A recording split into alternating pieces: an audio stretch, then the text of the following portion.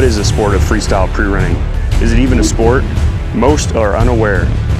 But I'm here to break down and analyze the mindset, vehicle setup, and overall approach required in order to stay grounded in a sport that can be radically unforgiving. In this series, we'll pull back the curtain with a first-person perspective on what it takes to be a freestyle pre-running athlete. I'm All-American Sender, and this is Flight School.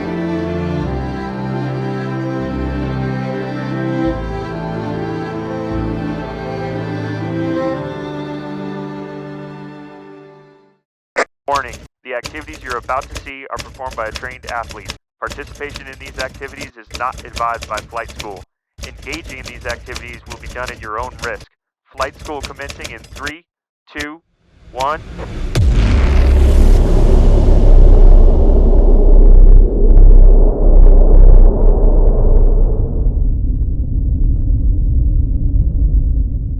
It's real quiet out here. It's kind of nice. We're gonna get the pit bikes aired up, gassed up, and go out and do some hunting out here.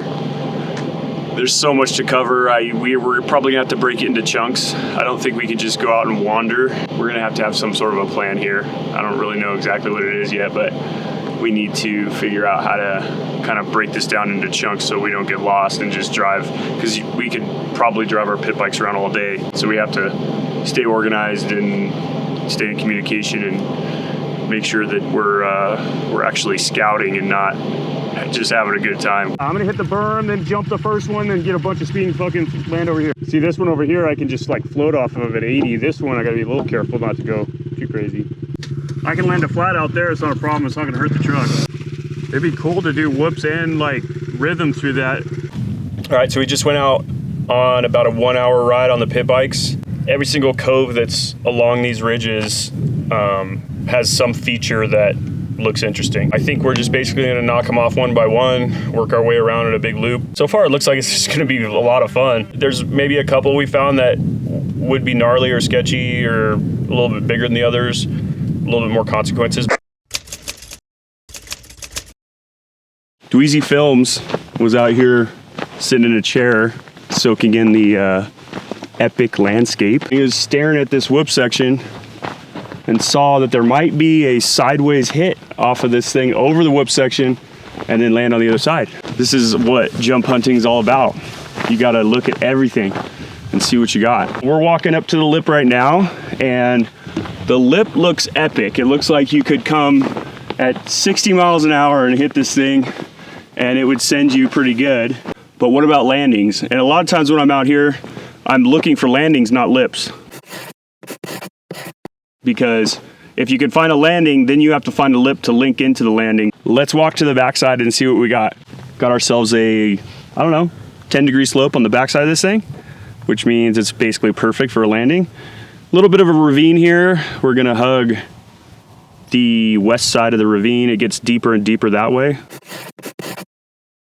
I'm gonna try to basically come from where camp's at, swing around, almost touch the big cliff, up around that little knob that's sticking out of the face, down through where that black thing is. I don't even know what that is. We're gonna have to go look at it and move it out of the way, and then come down here, swing it a little bit wide, and try to get as wide as I can when I go off of this and still maintain speed. So that's kind of what I'm gonna try to do here. I don't know what I'm doing. I'm just doing it. What's gonna happen is we'll burn a small little dirt bike line in it, and then the lip's pretty fluffy, so we won't blow out the lip with big tires yet. I'll have to just visualize as if I'm in the truck and hit the corners wide, and should come out pretty nice. Looks pretty good to me. What we're gonna do now is probably get in the truck and back roll it one time. That's where you basically do it in reverse so that you can get a nice set of tire tracks where your truck tracks are gonna go. Notice my tires were coming off the jumps on some flatlanders and pancaking, so gotta get it up to like 30 PSI here.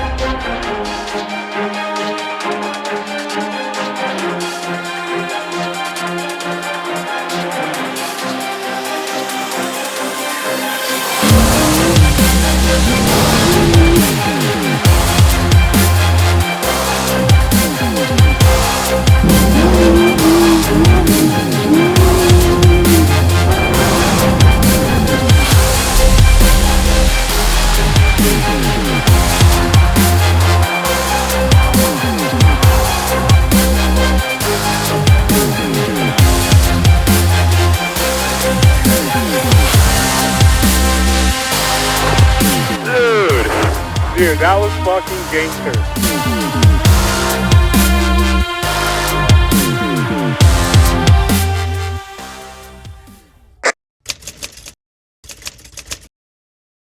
All right, we're out here on location number 2. We've got this here at the top of the hill. It's like groomed. It's almost like a BMX track. You can see the wind's kind of blown it over. Obviously there's a few tracks here from us, but it's like this little cool maintained berm here up here, and it's all natural. It looks like almost man-made, but then this is the beginning of the line. You come in, come down, shoot this as like a hip, hopefully get a little truck whip in there, and then you kind of continue on down here, and this is where it gets a little bit gnarly. Comes with downhill, and then basically levels off to almost a level plane here. Obviously it's a little off camber, so that makes it sketchy, but we're gonna go ahead and bring the truck down this way and shoot off of this, which is one of the sketchier things to do in the truck. It's really, really steep. Probably doesn't show up on camera, but it's past 45 degrees. It's gotta be 60 degrees. So 2-3 mile an hour or too much, and you're going all the way to the bottom, and that's not good. So as far as precision throttle, this is level 10. Because if you get excited and accidentally wood it off of this, you're going to the bottom real quick. We just want to keep it safe out here. The landing at the bottom would be bad on the truck, and it is gnarly no matter what, so.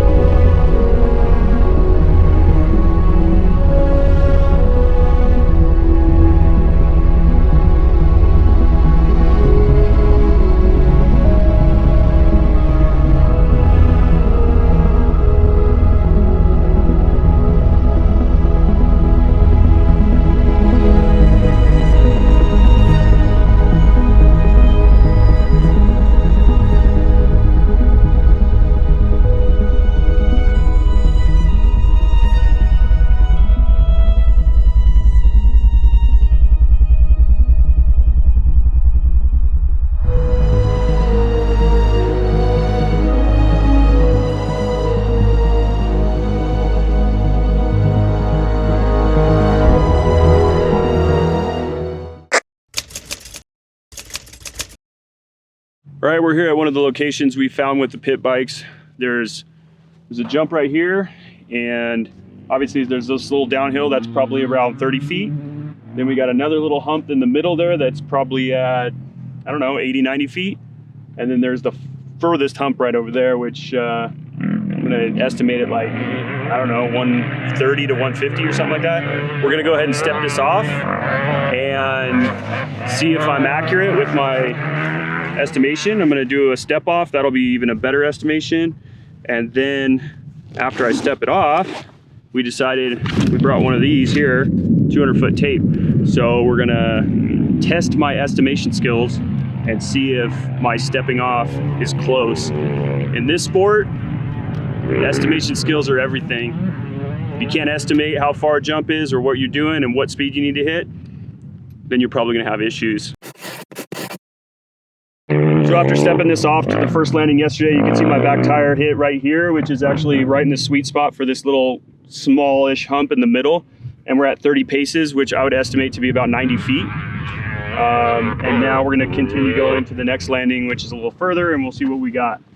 About another 24 paces to the sweet spot. I guess you could land a little further up and still not have an issue. That's probably another 75 feet on top of the 90. So it'd be like a 165-foot jump. So I'm not sure the speed yet. I'm gonna play around with it and see if we can make it. Something like 165 feet. We're at 83 feet. So within 7 feet, what is that, like a 10% error? What are you gonna do? I mean, you might hold the gas pedal down a little harder, whatever you're gonna do. But we're at within 7 feet of what I thought it was. So let's keep going. I don't know, somewhere in here. Let's just go to an even 150. So 150, we said 165, that's 10% error again. So it sounds like when I step stuff off, I'm getting numbers that are a little bit longer than what the tape says. This is the first time I've ever done this compared, so looks like it's about a 10% error on that. So pretty decent still for just going out and stepping stuff off.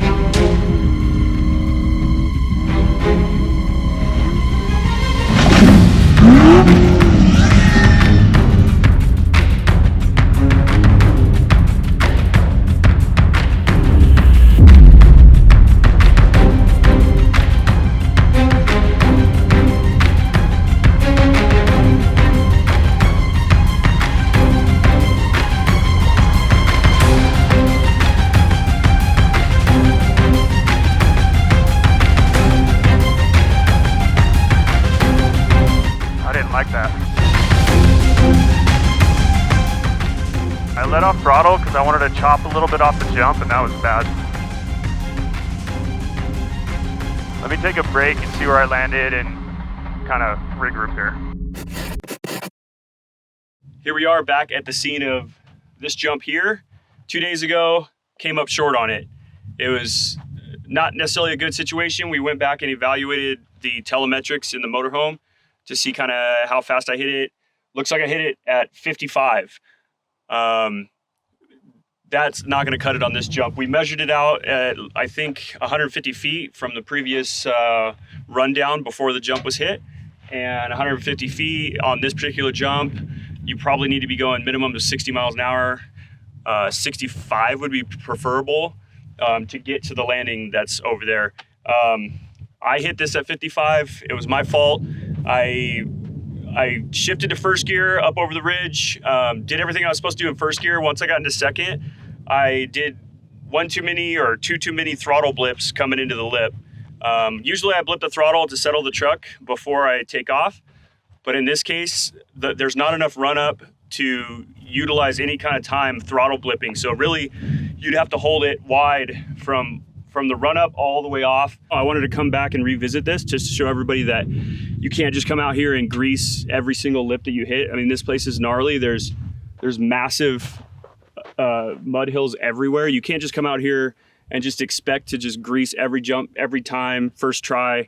It's not that simple. So this one was a bit of a failure. I wanted to make sure that everybody that's watching the episode realizes that it's not just, you don't just come out here and just grease everything. So we're back here. We're gonna run 2 tests.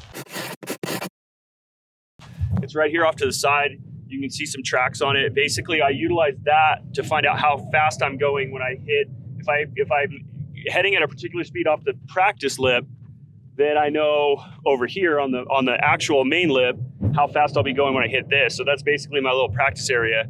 And we're gonna run the telemetrics 2 ways. We're gonna run it scrubbing and non-scrubbing on the run up, and we're going to pause it at the practice lip and see what the speeds are for both scrubbing and non-scrubbing. And then we'll get a little information here and find out if I can even get to 60. Probably not gonna hit this jump on this trip anymore, but I just wanted to kind of close the chapter on this jump and if it's even possible to get to 60, 65 by the time I get to the practice lip. So watch, I'm gonna go ahead and take a couple runs here. You guys will see what the speeds are.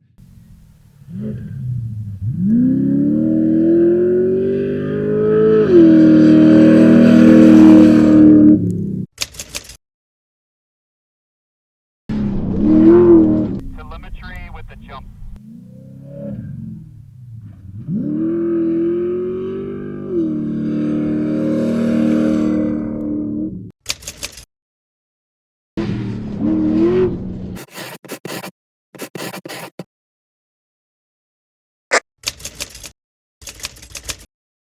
So when we're scoping for jumps, we have A little bit of a double here. Looked decent when we first came out here with the bikes, but once we got the truck on it, there's a S-turn and a big hill in front of it. So the run up is just not good for this jump. You can't get enough speed. You can get enough speed to just barely clip your rear tires on the landing. And then basically that's the maximum speed you can get here. It would be nice to get another angle, but I don't think there is one. So we kind of looked around a little bit closer because this set of hills right here is really set up nice for a double. So down there by the truck, there's another double. It's less of a booter, it's more of a high speed hit. Fully cased it in practice. So time to actually do it right. Get ready for this one. This one's got my gut going a little bit just because the high speed one, second gear hits are a little bit more nerve wracking because you're going fast enough where you can't really slow down. It's kind of commitment. So anyways, watch and learn.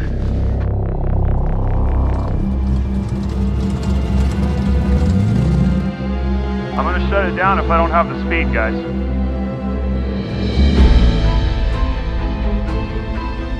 All right, go time.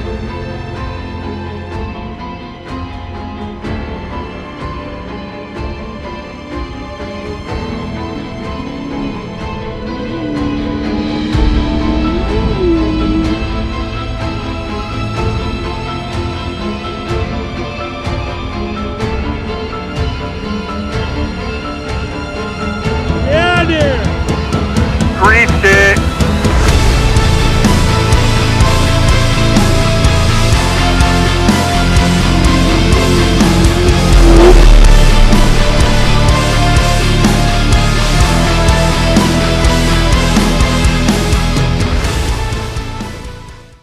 All right, I'm not gonna lie. This particular jump was kind of the monkey on my back for today. Leading up to it, I was feeling nervous. Everything's going through my head, and because I cased it in practice, so finding the jump and everything. But I found a new line at it. It gave me a little bit more speed, and I was able to get to the speed required. I watched speed about halfway through the runway, and then after I get my eyes locked into the lip, I pretty much can't look at the speed anymore. It's too distracting to look down and watch the numbers. So basically it's just, you watch the speed in the roll up, and then when you see that lip, you just start focusing. The first one was the best one. I had the best traction. The second one and third one, once the line starts getting burnt in, you get less and less traction. So you're gonna get less and less speed. So it's pretty much how this one went. We're gonna go move on to the next one. But yeah, this one is a good feeling because this one was a little bit sketchy. So I'm happy now.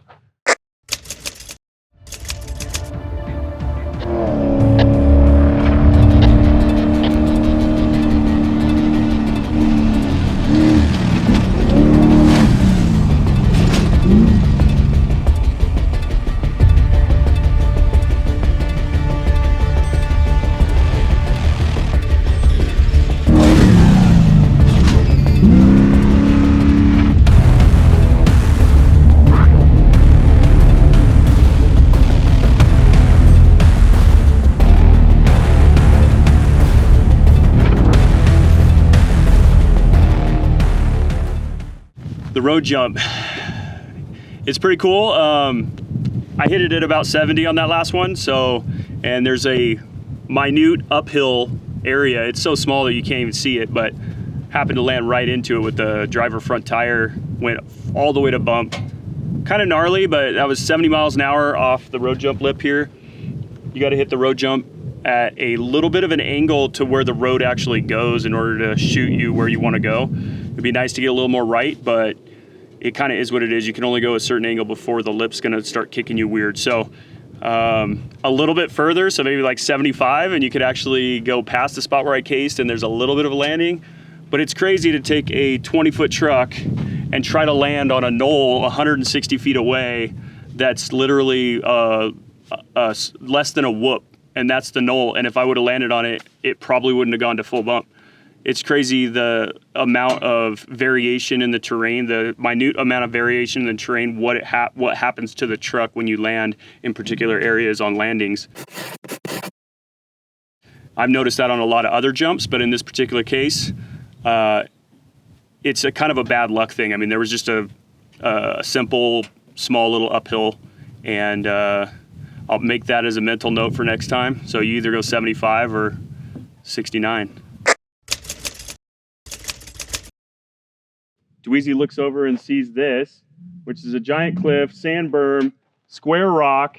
Come around that, whip the back in close to the rock, and then the takeoff's right here. And we just fly down to almost flat. Basically, I'm landing like right where the last little bit of transition is. And it's just, this is like a roller coaster ride in here, where there's 1 jump, 2 jumps, 3 jumps, 4 jumps, a berm, double lines on the berm.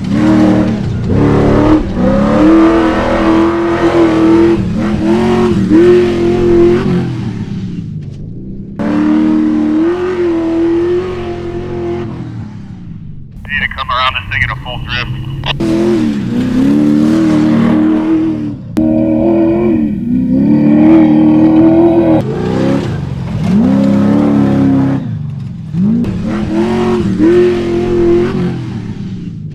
You guys ready? Send it.